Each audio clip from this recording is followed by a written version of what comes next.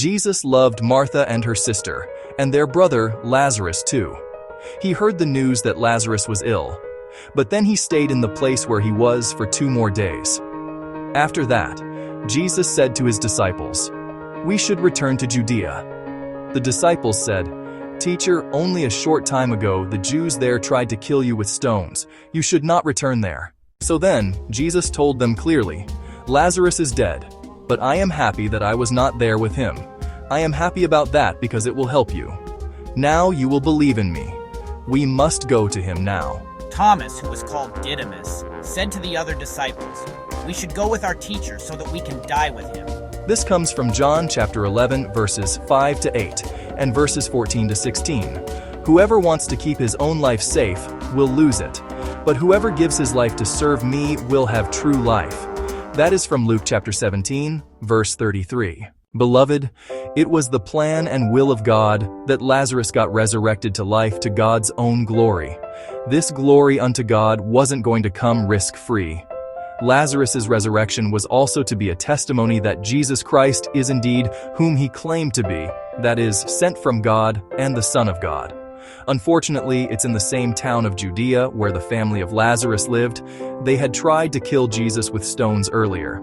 So when the disciples realized Jesus was intending to go back to the same dangerous, risky town for Lazarus' sake, they reminded him of their previous encounter with death in Judea and persuaded him not to go back there. Beloved, Satan would never make it easy for us to do the will of God.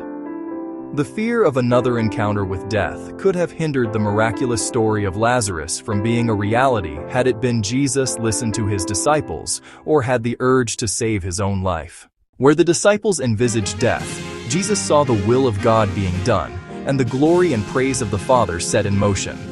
Now when the disciples couldn't deter Jesus, they didn't abandon him either.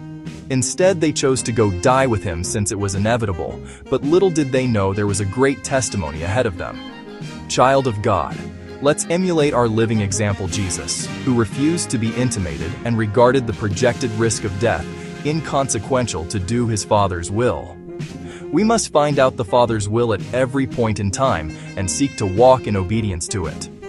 Listen, Satan would always search for one issue or the other to frighten us with and stop us on track. Obedience in the face of trials may not be easy, but one is still expected to stay obedient through the spirit of boldness and win gallantly to be called a winner. We need be victorious over our fears and temptations to wear the victor's crown. Child of God, let's stay focused on the prize that awaits us, most essentially on the glory that goes to the Most High God as a result of our victory.